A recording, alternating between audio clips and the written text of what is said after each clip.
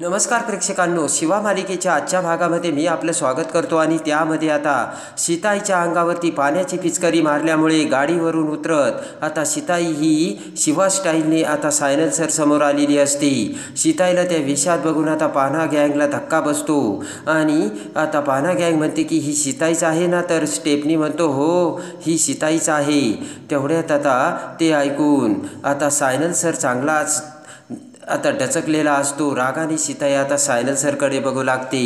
पान्हा गँग म्हणते की गेला आता सायलेन्सर गेला आणि तेवढ्यात आता पान्हा गँग आता सीताईकडे बघत म्हणतात की आता सायलेन्सर गेला आणि आता याची काही खैर नाही। रागाने सीता सायलेन्सर समोर येते। तेवढ्यात पाठीमागून शिवा आता सीताई समोर येत म्हणते की सीताई मला वाटतंय की त्याने काही मुद्दाम नाही केलेलं। आणि लगेच आता सीताई म्हणते की शिवा तू एक शब्दही बोलू नकोस आणि सायलेन्सरला म्हणते की तू माझ्या अंगावर पाणी उडवलं का। तेव्हा आता स्टेफनी म्हणतो की आता सायलेन्सर गेला, आता बहुतेक सीताई पाण्याची पिचकारी मोडून टाकणार आणि डचकतच आता डिप्पर म्हणतो की मला वाटतंय की आता सायलेन्सरला सीताई मारणारच। आणि आता रागाने सीताई सायलेन्सरला म्हणते की पिचकारी इकडे दे। घाबरतच आता सायलेन्सर ती पिचकारी सीताईच्या हातात देतो आणि डोक्याला हात लावत स्टेफनी म्हणतो की आता पिचकारी गेली आणि सायलेन्सरही आता गेला। तर तेवढ्यात सीताई आता हसतच ती पिचकारी आता सायलेन्सरकडे धरते आणि त्या पिचकारीतील पाणी सायलेन्सरवर मारते। सगळेजण ते बघून आता अवाक झालेले असतात आणि लगेच आता सीताई म्हणते की हॅप्पी होली रे। ते बघून आता शिवाला खूप आनंद होतो आणि शिवा सगळ्या पान्हा गँगला बोलावत म्हणते की अरे इकडे अरे इकडे।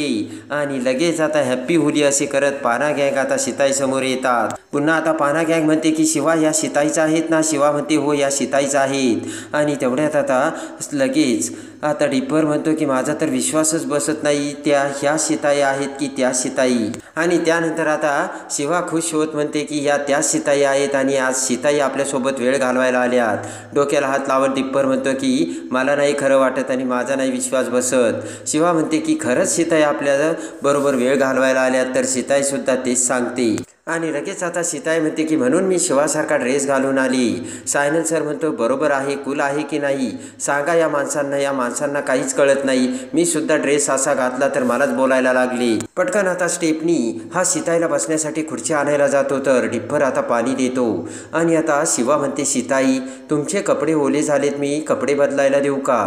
तर लगेच सीताई म्हणते राहू दे ग, खूप दिवसांनी सायलेन्सरने माझ्या अंगावरती आता पाणी टाकलंय। आणि लगेच आता सीताई ही खाली बसते। आता डिप्पर म्हणतो की चहा आणा लवकर, तर स्टेफनी म्हणतो आणतोच। सीताई आता खुश झालेली असते। इकडे आता संपदा आशू आता लॅपटॉपवरती आता स्टडी करत बसलेला असतो। तेवढ्यात आता संपदा कॉफी घेऊन येते आणि म्हणते डब्बू काय चाललंय, खुशीत आहे आणि मस्त चाललंय ना। तर आता आशू म्हणतो हो, पण काय असं का बोलतेस। तर संपदा म्हणते काही नाही सहजच। आणि आता आशू म्हणतो की सगळ्यांना आता माहीत झालं तुझं आणि रॉकीचं, तेव्हा आता तुला काही टेन्शन नाही, एकदमच फनी आहेस तू। आणि लगेच आता संपदा म्हणते की अरे डब्बू मी तुझ्यासाठी खुश आहे। आशू म्हणतो का, तर संपदा म्हणते की आता सीताई सुद्धा शिवाची आवडती झाली ना। तर आता आशू म्हणतो की खरं तर हे अगोदरच व्हायला पाहिजे होतं, पण आता खरंच शिवाच्या सीताई ही आवडीच्या बनल्यात। आणि लगेच आता संपदा आशू शेजारी बसते आणि म्हणते की डब्बू खरंच आता हा आनंद अजूनच घरामध्ये वाढला पाहिजे असे तुला नाही वाटत का, आणि घरामध्ये अजून कोणीतरी नवीन आलं पाहिजे असं तुला नाही वाटत का। ते ऐकून आशू आता संपदाकडे बघतो आणि लगेच आता संपदा म्हणते की म्हणजे एक्स्ट्रा आनंद। तर आता आशू म्हणतो की म्हणजे काय, तर आता संपदा म्हणते की म्हणजे मला आत्या होता आलं पाहिजे ना। तर आता लगेचच आशू हा संपदाकडे बघतो आणि त्यानंतर आता संपदा म्हणते की तुला जर मुलगा किंवा मुलगी झाली ना तर त्याचे मी खूप लाड करील, त्याच्या कानात असं कुर्र करील। तेव्हा आता आशू म्हणतो की तुला हे सांगायचं होतं का मला, थांब आता तुझ्याकडे बघतोच। असे म्हणत आता आशू हा उशी घेऊन संपदाच्या पाठीमागे पळू लागतो। इकडे आता गप्पा मारत असताना सीताई ही पान्हा गँग सोबत खूप खुश होऊन मोठमोठ्याने हसत असते। इकडे आता शिवाच्या जुन्या आठवणी स्टेफनी सांगू लागतो। स्टेफनी म्हणतो की मागच्या वर्षी होळी होती ना, शिवाने त्यावेळी जबर फाईट केली होती आणि त्या सगळ्या गप्पा आता सीताई ऐकत असते। आणि इकडे आता स्टेपनी म्हणतो की शिवानी त्यावेळेस त्या गुंडाला एवढा मारला ना की त्याचा एक दातच पडला होता. तेव्हा सगळेजण पुन्हा हसू लागतात. आणि आता आशूसुद्धा तिथेच होता. तर आता लगेचच रागाने शिवा ही स्टेपनीकडे बघते. सीताईला आता राग आलेला असतो. तर स्टेपनी म्हणतो की पण त्यावेळेस आम्ही आशूला काहीच होऊ दिलं नाही बरं का सीताई. आणि त्यानंतर आता स्टेपनी म्हणतो सीताई पण यामध्ये शिवाची काहीच चूक नाही बरं का. तर आता सीताई म्हणते की शिवा त्यावेळेस एवढं काही झालं आणि त्यावेळेस हे कळायला हवं होतं. आणि त्यानंतर आता सीताई म्हणते की म्हणजे मला अगोदर कळलं असतं माझा आशू भित्रा नाहीये म्हणून. ते ऐकून पुन्हा शिवा आणि पाना गँग अवाक होतात. आणि सीताई म्हणते की लहानपणी नुसता माझ्या पाठीमागे भित्र्यासारखा लपायचा आशू. ते ऐकून आता पुन्हा सगळेजण हसू लागतात. आणि लगेच आता सायनल सर म्हणतो म्हणून तुम्ही चिडलात का. तर आता सीताई म्हणते की हो. तर लगेच डिप्पर म्हणतो आम्हाला वाटलं. तर लगेच स्टेपनी डिप्परच्या कानामागे मारतो. आणि लगेच आता सीताई म्हणते की तुम्हाला काय वाटलं मी पुन्हा शिवावरती चिडेल की काय. तर सीताई म्हणते की एवढी शिवाची पानं गँग इथे असताना मी कशी चिडणार. आणि सीताई पुन्हा आता हसू लागते. स्टेपनी म्हणतो आम्हाला माहितीच नव्हतं सीताई तुम्ही एवढ्या कूल आहात म्हणून. आणि लगेच आता पाना गँग म्हणतात की सीताई आता काय गप्पा मारायच्या. सीताई म्हणते की आता तुम्हीच ठरवा काय गप्पा मारायच्यात त्या. आणि तेवढ्यात आता डिप्पर म्हणतो की सीताई मला तुम्ही एक सांगा ना शिवावरती आता तुम्ही पुन्हा कधीच रागावणार नाहीत ना. तर आता सीताई म्हणते की रागावणार काय नाही रागावणार मी. सीताई म्हणते की तिची चूक झाली तर मी तिच्यावर नक्की रागवेल पण ती मला पुन्हा संधी देईल की नाही हे आता मला वाटत नाही.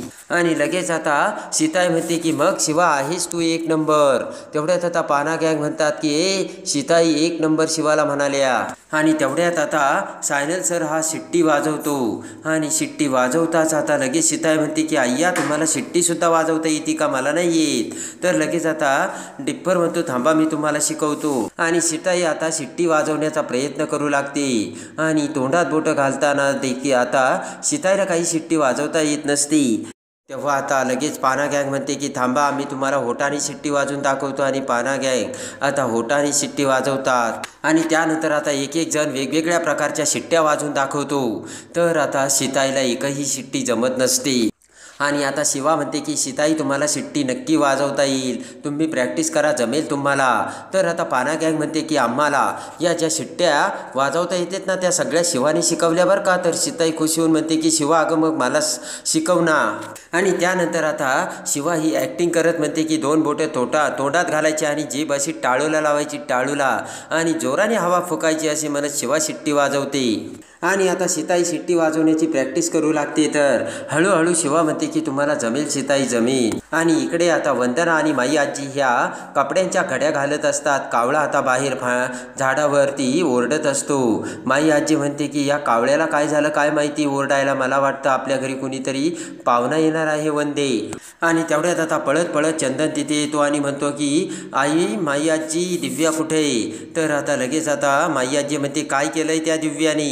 तर आता चंदन म्हणतो सांगतो पण अगोदर ती कुठे येते सांगा. आणि त्यानंतर आता चंदन हसतच म्हणतो की शिवा आणि सीताई गॅरेजवर आल्यात त्यानंतर त्या इकडे येणार आहेत बरं का. ते ऐकून वंदना घाबरते आणि म्हणते की अरे बापरे आता काय झालंय. आणि चंदन म्हणतो की तसं काहीच नाही त्या दोघी आता गॅरेजवर आल्यात आणि आता त्या इथे येणार आहेत. त्या दोघींचं आता मस्तपैकी जमलंय बरं का. ते ऐकून माई आजी आणि वंदना खुश होतात. आणि चंदन म्हणतो की तुम्ही जर त्या दोघींना बघताल तर थक्क होताल. आणि चंदन म्हणतो की त्या सासू सुना नाही दोघी मैत्रिणी झाल्यात. तर आता वंदना म्हणते की अगं बाई हे तर चांगलंच आहे आणि त्या येणार म्हणजे आता आपल्याला काहीतरी करायला हवं. चंदन म्हणतो म्हणूनच मी दिव्या कुठे असे विचारत होतो. वंदना म्हणते की जाऊ द्या दिव्या कशाला हवी मी करते ना स्वयंपाक.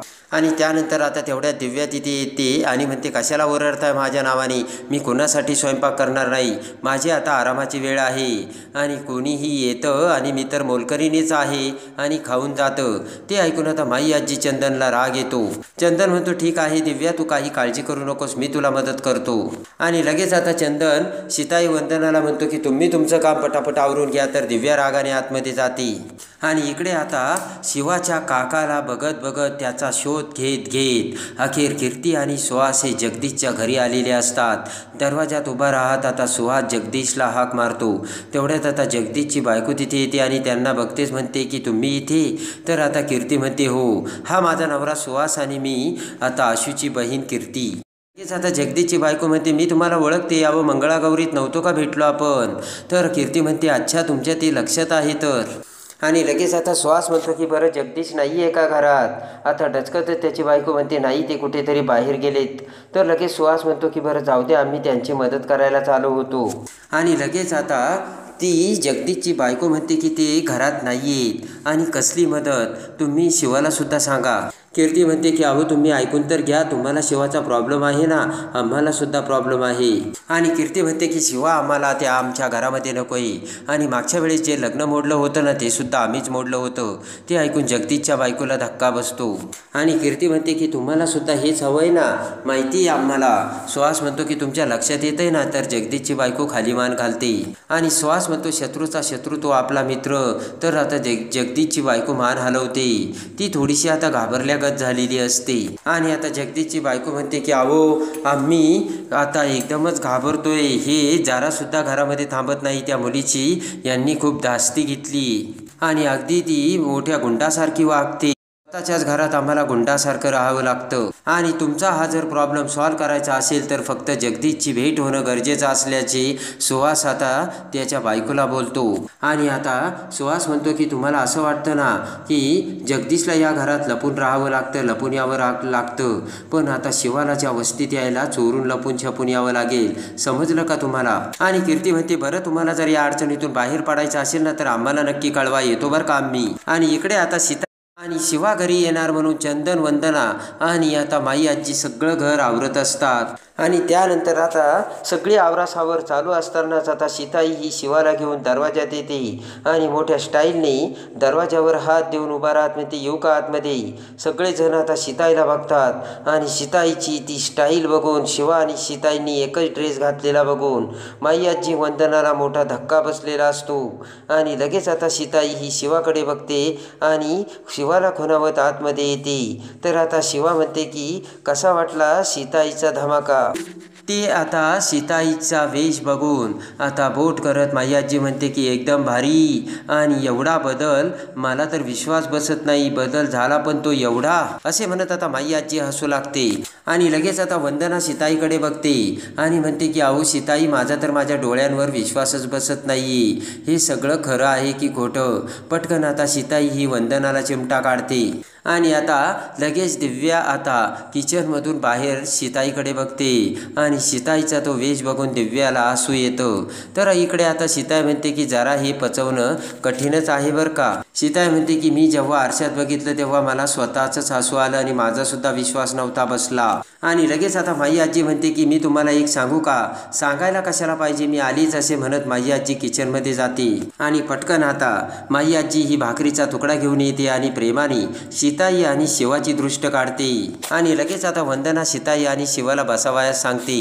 दोघेही आता स्टाईलने बसतात आणि प्रेमाने आता सीताई आणि शिवा दोघीही आता वंदना आणि माई आजीसोबत गप्पा मारू लागतात. आणि आता सीताई आणि शिवा हे आता जेवण करताना आता दिव्या आता काय करणार? तर आता इकडे जगदीश हा सुहासला भेटणार का? आणि शिवा आता सगळ्या संकटातून आता देसाईंच्या घरातला कसे वाचवणार हे बघण्यासाठी आणि शिवा मालिकेच्या डेली अपडेटसाठी बेल नोटिफिकेशनवर क्लिक करून आपल्या चॅनलला लाईक करा, सबस्क्राईब करा.